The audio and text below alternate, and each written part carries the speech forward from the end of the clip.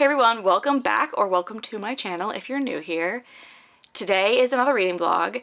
We're going to be reading Book of the Month books for the week because my TBR for this month was selected only using book subscriptions, like books from book subscription boxes that I get every month. And I picked 5 from my Book of the Month collection. One, and that's the one I'm going to start talking when I talk about them, I'm going to start with that one, is not technically one I got out of the box, but it is a Book of the Month box that I got from someone else, so I did include it when choosing my TBR. So in this vlog, I will be reading those 5 books and giving you my thoughts and feelings on them.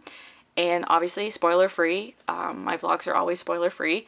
I try to be very spoiler-free, but we'll just get started. I'll go through those 5 books real quickly, and I'll let you know which one I'm starting with.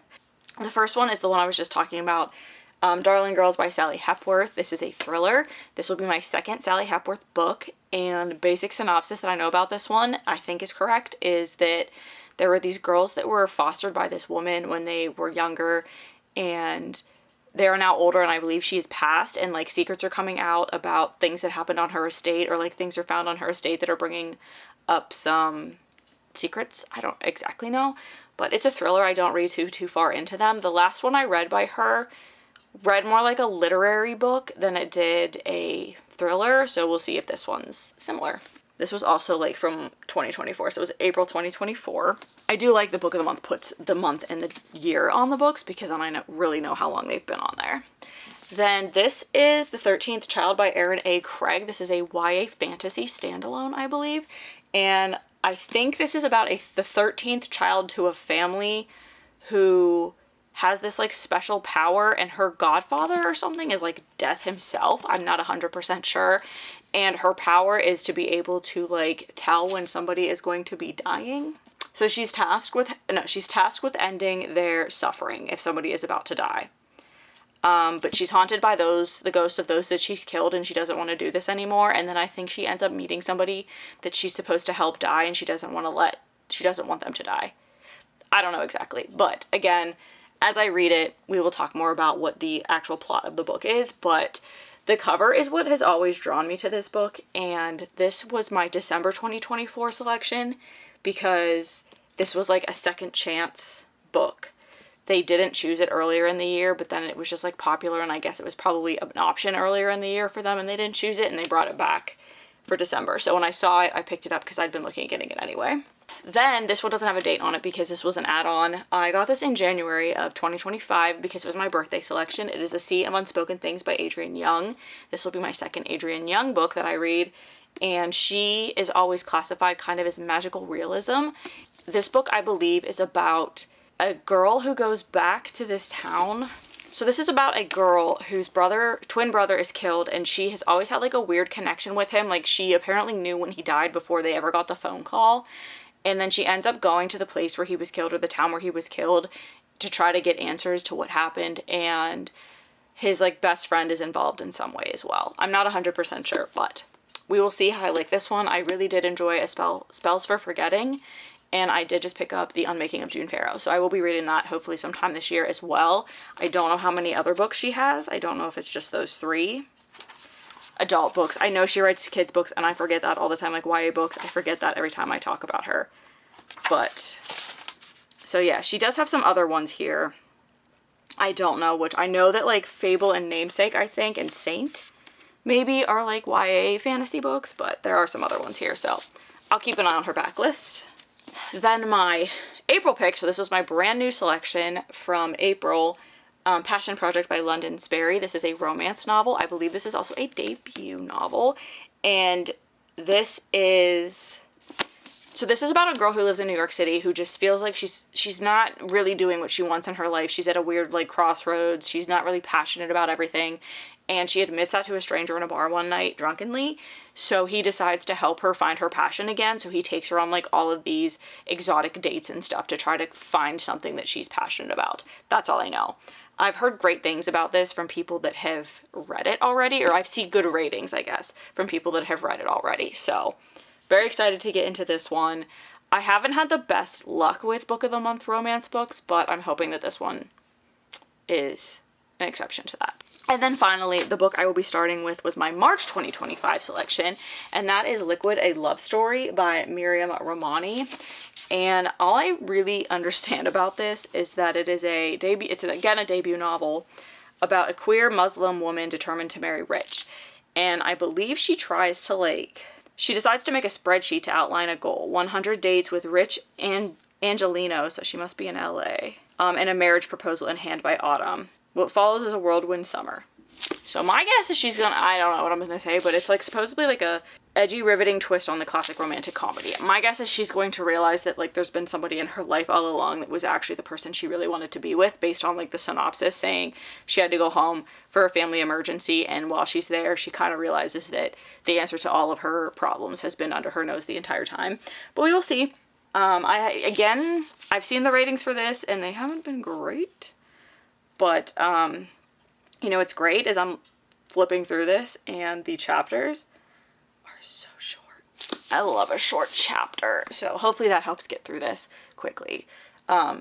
Especially if it starts to drag, because that's basically what I've seen in the quick view of reviews that I've seen. So gonna start with this book, and then I think I'm gonna move to Passion Project. I'm saying that now because I will not be home tomorrow night. I'm going to meet Christina Lauren with my sister, and then I'm going to stay there just because it's going to be late and she's closer to work anyway.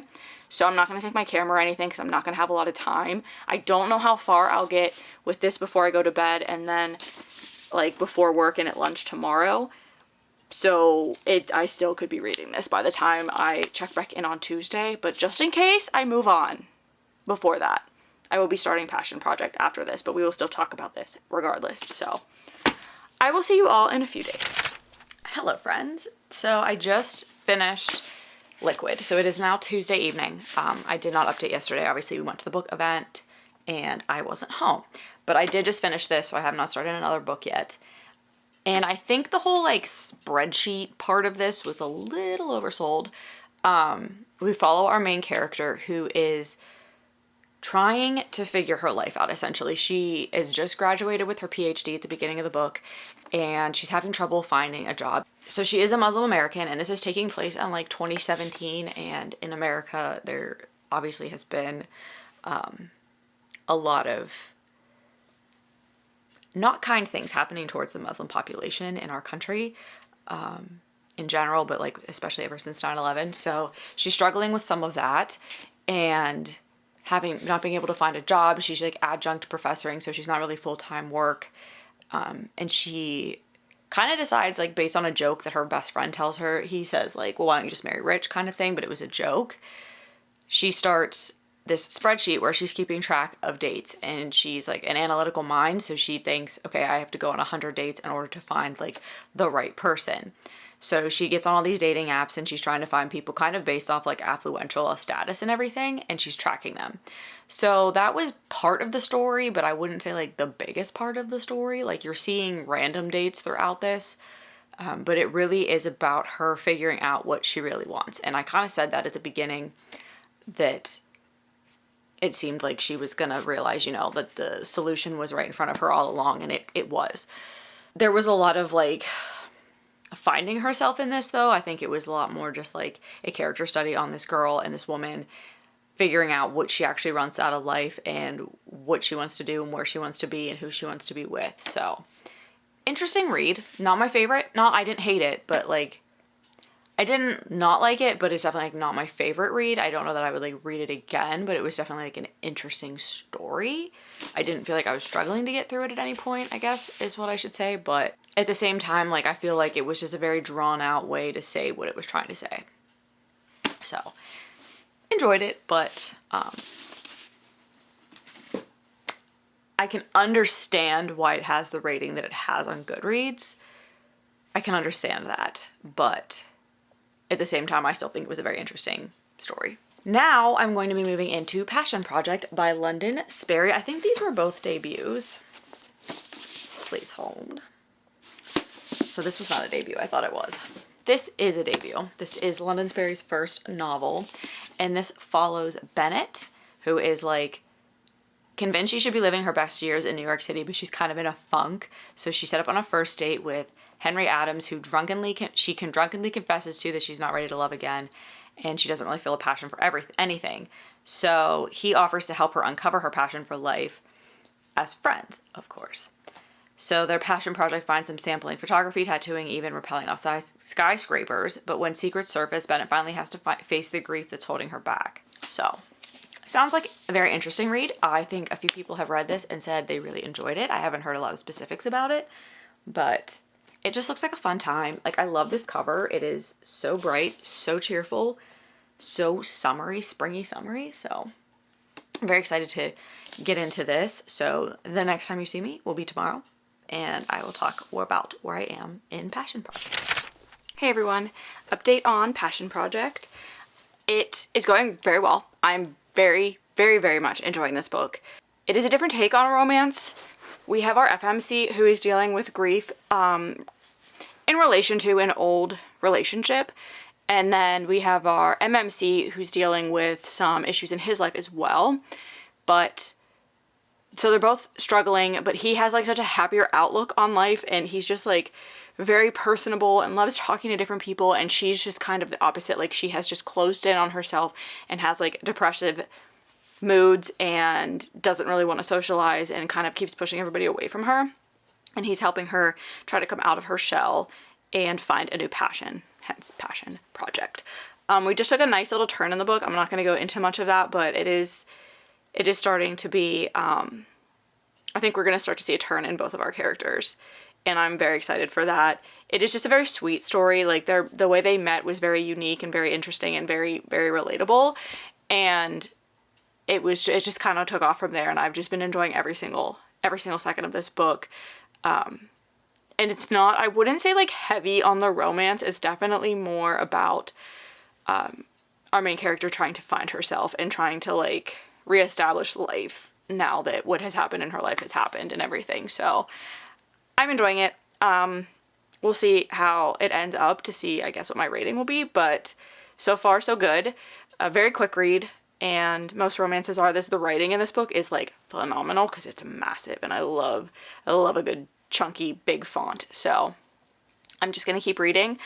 Like I said, it's not, to me, it hasn't been like heavily romantic. It's definitely at this point just been them building a friendship and building trust, and I like that. I like a friends to lovers romance, and while this was like strangers to lovers, essentially, they're building a friendship first, and I think that's why I'm liking it, because they're really starting to open up to each other, and it's not just like physical attraction or whatever.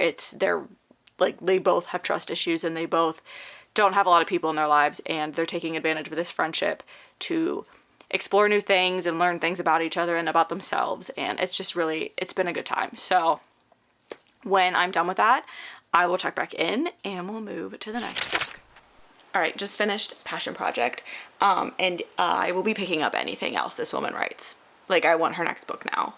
It was so good, so emotional, and so much depth to these characters and the growth from what we're following. Like, Bennett's story is so heartbreaking, and there are times where you just want to like scream at her, but at the same time, like, I had to take a step back and think about what I would do and what I would think if I was in her position.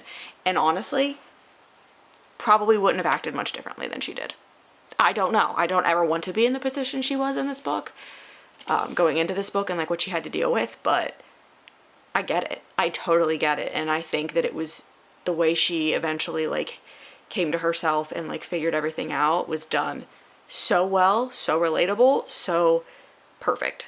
Like, loved this book, absolutely adored it. I will be reading, I think this was her debut, so I will be reading, yes, the next book she puts out. Totally on my watch list. I don't know what to call it. What are we gonna be reading now? So glad you asked. We're gonna be going into A Sea of Unspoken Things by Adrienne Young. This is gonna be my second Adrienne Young novel, but this is her most recent one. It is about a girl whose twin brother has passed away, and she goes to like where this happened, I guess, where he was living with his best friend, and her and his best friend try to figure out like what actually happened, I think. I don't know. Very vague synopsis on that, but looking forward to it. I am noticing a lot lately, and I might have said this already in another vlog or this one, I don't remember. A lot of books I'm reading have something to do with grief. And I don't know if that is just like the new thing to write about, but I swear like the past, like 70% of the past 20 books I've read have had grief in them in one way, shape, or form. Liquid did. All three books at the beginning of this vlog have. What am I reading next? The one I'm reading next might too. And then technically you could say that there's going to be that in Darling Girls from what I understand. So yeah, I don't know what if like grief is like the new thing to write about. I don't know, or I'm just noticing it now. But she's dealing with that, trying to figure out what happened to her brother. And I know that she writes with a bit of magical realism. Adrienne Young. So we will see. I will come back tomorrow with some thoughts and where I am on this one. Hello, friends. I'm about 50% of the way through A Sea of Unspoken Things, and I'm really hoping to finish this up tonight. I don't think I'll start another book tonight, but I really do think I'm going to be able to finish this one. So basically we're following James as she goes back to her hometown to try to figure out what happened to her brother. So she has a twin brother that she's always had this like weird magical connection to. So anytime like one of them was hurt, like the other would feel it, or at least she could feel when he was hurt. And when he's killed, she feels that happen. And now she's going back to town to kind of like settle. I am really crooked. I apologize. Now she's going back to town to settle his estate and everything and get all that stuff put back in order, as well as finish up this project he was working on to get that information out. He's a photographer, like a nature photographer. So she goes back to the hometown to do that, but she's also kind of going there because she wants to know what happened. She doesn't think that whatever killed him was an accident. And that's just because of the feelings she gets, and she keeps like seeing him in stuff places and getting these weird feelings and these weird visions. I think I said before, like Adrienne Young kind of has bits of like magical realism in her books, at least the ones I have read. So I was expecting something like this. And now she's like trying to get the help of Micah, who is her brother's best friend, as well as like someone that she was really close to in her past that she just hasn't talked to for like 20 years. So now like they're trying to again be friends because they haven't spoken in so long, but she's also like trying to have him help her. And it's like this really small town where there's like secrets and all sorts of things. So it's very interesting. I'm enjoying it. I'm just hoping that like what it's building up to is like worth the wait and the build up, I guess. And yeah, so I'm about 140 pages in. It's only about 270 pages long. So I'm gonna try to finish this up tonight. And the next book I'm going to be moving on to, because I don't know that I'll update again, because I probably won't finish this until like I'm ready to fall asleep. So tomorrow at work, like before work and everything, and then at my lunch, I will start reading The 13th Child by Erin A. Craig. I said a little bit of what this was about at the beginning of the vlog, but I will just kind of like let it go until tomorrow when I start reading it. And then when I come back with an update, I'll give you some of an insight of what it is based on what I've read. But yeah. It's like a YA fantasy. That's all I'll repeat. So I'm gonna finish up Sea of Unspoken Things, and then we'll move on to this tomorrow, and then I'll be back to update you all.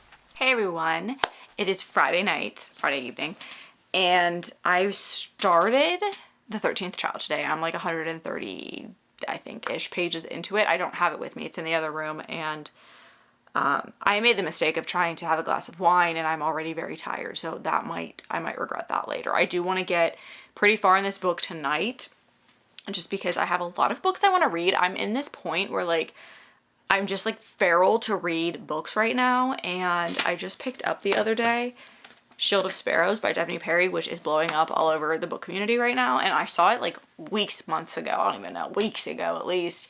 And I had my eye on it, and then just as I saw more and more people read it and love it, I was like, I have to get it. I could read it on Kindle Unlimited, but this book was stunning, and I wanted to make sure that I got the first edition with the sprayed edges. So I really want to read this, but that means I have to like get through some of my TBR books a little bit quicker. So I'm just trying to read. And I don't have anything really to do tonight because it is like Mother's Day weekend, so I have things later in the week and to do. So I'm going to try to take advantage of some alone time that I have this evening and then tomorrow morning, afternoon, to get as much read as I can. So I am reading The 13th Child right now by Erin A. Craig. This is a YA fantasy book about a girl who is the 13th child in her family, And when she was a baby, her parents made a deal with a god who is kind of like the devil, I would say, or like death reincarnate. I'm not exactly sure how to describe him. We don't know too much about him yet, but that is what the vibe I'm getting is.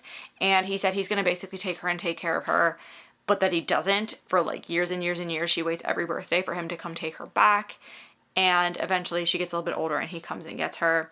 And he has like plans for her and what he's going to train her to do and like what her future is going to be and how he's going to provide for her and everything. And she really just wants a family because she was treated like absolute garbage by her parents. But I think there's going to be a lot more that comes out in this. I don't know how much I'm going to be able to talk about without spoiling, because there's been a few things that have happened already in the first 120 pages. It's about a 500-page book that I'm like, probably can't say that because it's probably going to come back later on to be a big part of the story.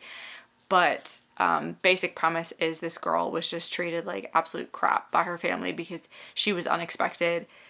I mean, I'm sure all 12 children before her were unexpected as well, but it got to the point where it was just too much by the time she came around, and her parents did not want her. And that is why this god kind of came and was like, well, I'll take her. And then he didn't actually take her right away. And she was treated like a spare her entire childhood. So she's just very starved for love, I think. And now he has this plan that he's putting out for her. And it'll be interesting to see. Her name is Hazel. I forget what he tells her to call him. I want to say something with like an M. He gives her his actual, or like a name. I don't know if it's his actual name, but it's a name. And there's like other gods and stuff in this world. And they all are like, well, we had this plan for you, but your parents wanted to give you to him. And now we don't know what he'll do, and we're not going to interfere, even though blah, blah, blah, blah, blah, and all this stuff. So it's very interesting. There is a royal family that I think is going to eventually come back into play, because she meets them when she is quite young, and she meets the prince when she is quite young, and he kind of treats her like he's a jerk, and he treats her like the poor peasant that she is, and he's kind of a brat. And I think based on the inner flap, he's going to come back into this for a little bit. But where I am in the book doesn't really match up with what's in the flap for what like her actual power is yet. So I'm very interested to see how that's going to take a turn. We just kind of learned what his plan is for her and what he's telling her power is, but what the inside of the book flap says is not matching where we are with that. So it'll be interesting to see. But yeah, so stay tuned for an update on that. But I am enjoying it. It did start off a little bit slow, but around like page 50, it kind of picked up and I was getting through it a bit faster. It is a YA fantasy, so it is a little bit quicker to get through. So the only unfortunate side is that it's a book and it's pretty thick. I don't have the Kindle version, so I have to read it physically, and it kind of sucks to hold, but we'll make do. So I will update you all tomorrow with where I am with this book so far, and to see if we're ready to move on to the next one at some point. But I'm enjoying it so far. Again, YA fantasy, so it's not like I'm not expecting the same things I expect out of an adult fantasy, but I do enjoy YA every once in a while. So, and I know this book has been like beloved by a lot of people that have read it, so I have high hopes. So we'll see how that plays out. I will talk to you all tomorrow. I love a good fantasy standalone. Gonna be completely honest, y'all, we were about 60 pages from the end of this book, and I was a little concerned that it was not going to be a standalone, even though I was 90% sure it was. But the ending did feel a little bit rushed, but I really did I liked the way that the story was told, because we saw Hazel throughout her years, like from birth all the way up to like early 20s, I want to say, is really when like the big part of the story took place, and the amount that she changed and the amount that the people that were in the story changed that she had known from that age and everything, and just the way the world all came together. And it was really her understanding that it didn't matter how much she tried to change things, like there were just ways that things were supposed to go, and she shouldn't try to meddle with what the gods have set out. But I really enjoyed this. Very quick read. Like if I had just sat down and read this, I probably could have like done it in a few hours, but I just had a lot going on the past few days. But I really did enjoy this book. I'm very excited to read her adult debut that I have on NetGalley. I'll be reading that in a few months. But I really did enjoy this. And again, I love a standalone because like now I'm done. I don't have to like add this to a series list. I don't have to read 16 more books.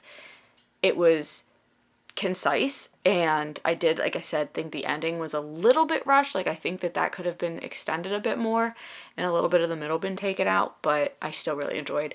The pacing was pretty good other than that. So, and now on to the final book for this vlog, Sally Hepworth's Darling Girls. I said in the beginning, this is about this group of girls that were raised by this foster mother, and she dies years later, and they go back because like secrets are coming undone and they're trying to figure out, I think, stuff that's being found on her estate is bringing up questions, I think. Again, it's a thriller. I don't 100% like to go into them knowing exactly what the flap says, because I sometimes think the flap can give a little bit too much away. But I am looking forward to getting this one read. It's one of the older books on my TBR, and I'm in the mood for a thriller. I'm in the mood for a good, like, mystery. So I'm going to start this. We're going to dinner for Mother's Day tonight, so I don't know how far I'll get in this today, but I think I have this on Kindle too. This may be on KU. I will confirm when I come back with an update, but I will be reading this evening, and I'll give some update probably about halfway through. Okay, so it is Sunday evening because it is Mother's Day, and I've been out with my family most of the day. I'm about 50% of the way through Darling Girls, and right now not too much has happened. We are following 3 different women, so we're following Jessica, Nora, and Alicia, and they were all with the same foster mother when they were between the ages of like 9 and 14, 13, 14-ish. And this woman was like not a good person to them, and you're just kind of getting flashbacks to that and like how she treated them all from their own points of view. They all get their own chapters, like now and then. And at the beginning, the first 3 chapters are you kind of seeing where all 3 of them are at this point in their life. They're still friends. They still call each other sisters and everything. And they each get a call from a detective that's basically like, listen, we were demolishing this house that you were a foster child in, and we found something, and now we need to ask you some questions. So they decide to go back to their hometown, wherever they're from, and talk to the cops about stuff. And basically things were found that they're now all being questioned and, like, I don't want to say suspected of yet. And you're getting an idea of like how their life was with this woman at this foster home. And that is it. We do know that there's a mystery they're trying to solve. I don't want to say too much about what was found and like what they're trying to do and everything, because that will spoil it, because I do not believe the flap says what that was. But so far, really nothing has happened. We're just getting a gist of like where they're at with the investigation and like what actually was found, and we're getting little glimpses of what happened to them when they were like from their own points of view at that house, because you get each of them from then and now kind of things. So don't know where this is going to go. Right now, it's not too much of a mystery. We're kind of just like following these 3 women and like where they are and like how their experiences at this house affected them as adults. So that's it right now. It is a quick read. I am able to read it on my Kindle because it is on Kindle Unlimited, or at least it was when I downloaded it. So that has helped because I can just kind of sit there with my Kindle and flip through some pages pretty quick. So gonna continue reading, obviously, and then when I make it to the end, we will wrap up and give final thoughts on all 5 books. Hey everyone, ready to wrap up this vlog. I feel like I've been reading for this one for like an eternity, but it really hasn't been that long. Okay, first book I read was Liquid by Miriam Ramani. This was about a girl who kind of put together a spreadsheet to try to marry rich. So she wanted to go on 100 dates to try to find the right person because she just wasn't finding her person. And she was looking for a specific grouping of people, like very wealthy people that she could pretty much just like mooch off of, because she was having issues getting a job because of her background and everything. She is Muslim. The main character in this book is Muslim. And in the middle of all that, like, she's dealing with her best friend who has like a relationship that he's not really sure is going anywhere and all of that stuff. And trying to come to terms with like what she actually wants in a relationship. And then she has this tragedy that strikes her about halfway through the book that she deals with that kind of puts things into perspective. This was not marketed to me, I feel like, in the way that the book went. I did enjoy this more than I thought because the rating on Goodreads is like not very good. I think it's like a 2 point something, but I gave this a 3-star. It was interesting. It was entertaining. It went quickly. It wasn't like I felt like it dragged, but the premise was just a little strange for me. And it wasn't what I was expecting going into it. So, but I still did enjoy the story overall. But 3 stars for this. Then I read Passion Project by London Sperry. This is her debut novel. This follows a woman who is also dealing with grief. And she moves to New York City thinking this is going to be like the best thing for her. And like after a few years, she's still just like not really doing anything that she thought she'd be doing in New York. And she meets this guy on a date that her friend makes her go on. And from there, they just kind of become friends, and he promises to help her find her passion, and they go on all these like crazy dates throughout the summer, and over time they just get closer and they open up to each other, and you learn more about their backgrounds and like what she's dealing with, and he helps her overcome that and everything. And it was like a beautifully written love story. It was fun, it was sad, it was moving, it was emotional. I loved this book. Like 4.5-star read. Really enjoyed this. Pick this up. This is like the perfect summer romance. Yes, there are like darker topics in here because I feel like every book I read anymore is somebody's dealing with grief. Like grief, next book, grief, book after that, grief. Like it's a topic right now, I guess, in books. But really enjoyed this one, 4.5 stars. Then I read A Sea of Unspoken Things by Adrienne Young, and this was about a girl who had like a weird connection to her brother, her twin brother, their entire lives. Like she could tell if he was hurt or if he got hurt, like she felt it too. And they just had this like weird connection. And she moves away after something happens in their hometown to go to college, but he stays, and she helps him get a job. And then after a few years, he is killed. And she doesn't know how, what the circumstances were. She doesn't believe that it was just an accident, all this stuff. So she goes back to the hometown to try to figure things out while she sets his affairs in orders, because it's just the two of them, and reconnects with his best friend, who's also one of her really good friends from their childhood. And they try to figure out exactly what happened and what's going on in this town. Very interesting read. I did like Adrienne Young's other book too that I read. I enjoyed this.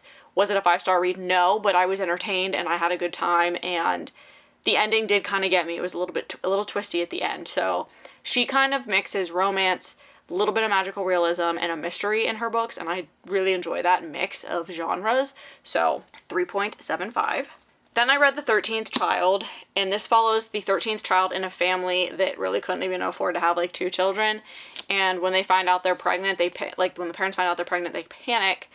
And when I think they have the kid. Yeah, they have her. And then these like gods come and offer to take her away, and they accept one of the gods, I don't know, deals. And it's like basically the god of death. And he's supposed to take her and care for her, and like she's gonna have whatever gift he bestows upon her, and he basically wants to make her a healer, but that comes with her having to kind of accept some things about this deal that maybe she wasn't expecting. And she learns things about like him, her godfather she calls him, and her family and herself along the way. I'm explaining this very terribly, but I feel like I can't give a lot of detail without ruining the book.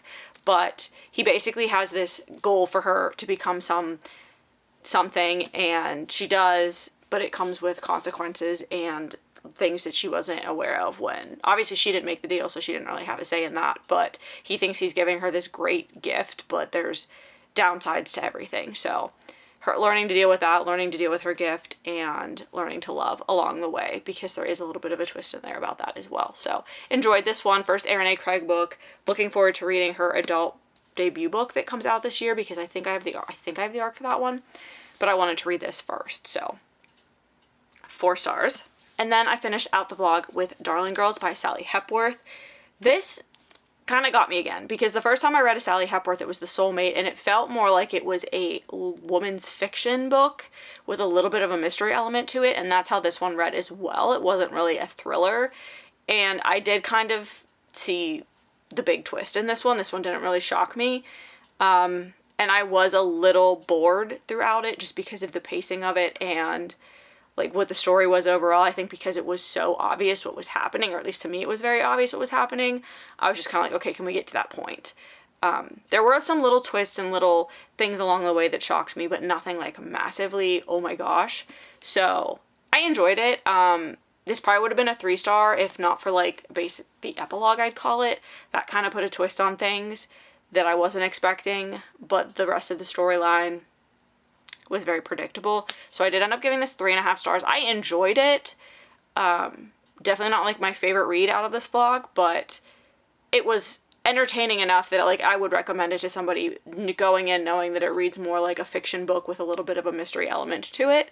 But I still enjoyed it. Her writing's very easy to digest, but I just feel like the pacing was off a little bit for me at times. So, but this follows 3 girls that all lived at this foster home with this woman when they were between the ages of like 9, 10, and 14, something like that. They lived there for a few years, and something happened, like you learn about their history at that home because it's a dual timeline. You're going back and forth within all three of their points of views, learning about their time at this house and what was happening and how they were being treated and all of that.